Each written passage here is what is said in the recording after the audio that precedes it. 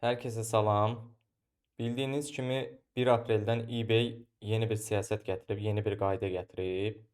Bu qayda nədir desəz, az-çox siz də bilirsiniz ki, eBay deyir ki, əgər sən, Amerikada, İngiltərədə, Almaniyada satış edirsənsə də, bəzi ölkələrə aiddir bu, sən sübut eləməlisən ki, mənim həmin ölkələrdə anbarım var, yəni depom var. İstər bu Amerikaya aid olsun, istər bu İngiltərəyə, istər Almaniyaya aid olsun.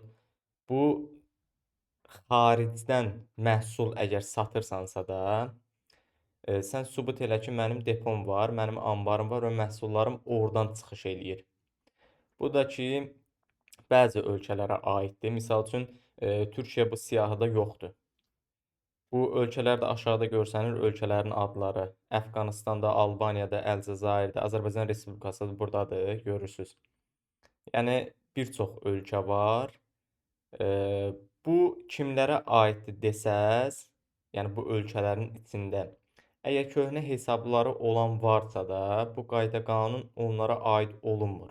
Nəyə görə? Çünki köhnə hesablar, eee, bəzi satışlar ediblər, yaxşı satışlar ediblər, yaxşı mağazaları var, yaxşı hesabları var, avtomatik bu siyasətə daxil olmurlar. Onlar məhsul listələyə bilir. Amma yeni açılan hesablarda bu xəta verir. Məhsul listələmək olmur. Əgər məhsul listələməyi yoxlayan varsa da qırmızı xəta verir. Orada deyir ki, bu e-meylə siz anket doldurmalısınız. Daha sonra da bu anketin sonunda göstərir ki, deponun sənədini bu e-mail adresinə göndərməlisən.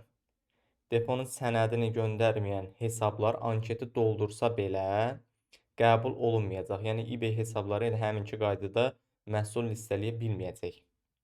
Ona görə də depo işini həll eləmək lazımdır. Depo sənədi lazımdır ki, biz göstərək ki, doğrudan da Amerikada bizim zip kod olaraq bu ünvanda depomuz var, anbarımız var və məhsullarımızı biz oradan çıxardırıq.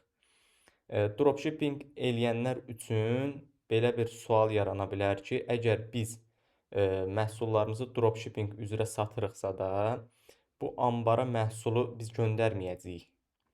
Çünki bu stoklamağa gəlib çıxır da bir növ. Amma biz stoklamadan iş görürük.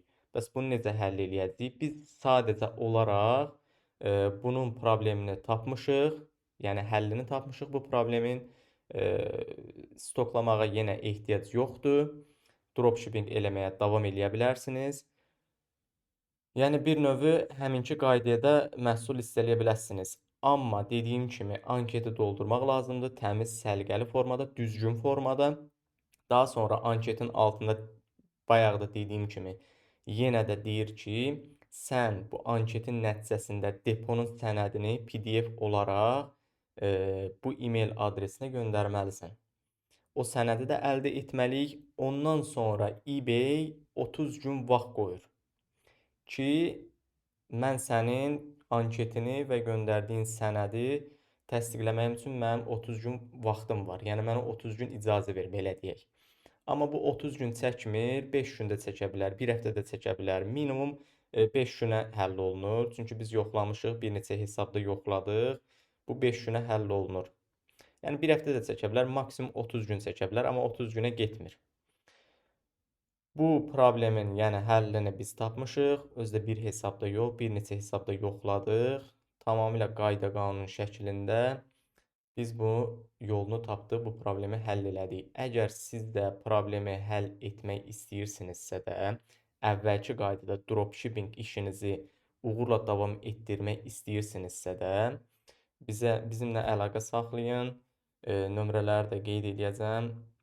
Emil bəylə də əlaqə saxlaya bilərsiniz. Mənim öz adım da Muraddır. Mənimlə də əlaqə saxlaya bilərsiniz. Sizə tam şəffaf bir şəkildə bu işi həll edib təhvil verəcəyik. Yenə də deyirəm ki,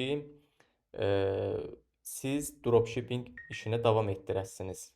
Yəni anbar məsələsi çıxıbdı deyə stoklamağa məhsula ehtiyac olmayacaq. Məhsullar heç bir şəkildə anbara gəlməyəcək. Sadəcə olaraq eBay sizi bilməlidir ki, sizin məhsullar anbardan çıxış eləyir. Yəni zip kod olaraq hansı anbarı göstərəsinizsə də orada məhsullar çıxış eləyir. Sadəcə olaraq eBay-yə bunu göstərmək lazımdır. Biz də bunun həllini tapmışıq. Eee, Tapmaqdan əlavə biz bunu yoxlamışıq, təsdiqləmişik. Hesablarımız da hal-hazırki vəziyyətdə məhsul listələməyə davam eləyir. Əvvəlki qaydada işimizi davam etdiririk. Yenə də deyirəm, əgər sizdə də bu problem yaşanıbsa da yeni hesablarda ki, çox güman ki, yaşanır və gələcəkdə də yaşanacaq bu. Bu problemi həllini istəyirsinizsə də bizlə əlaqə saxlayın. Sağ olun, var olun.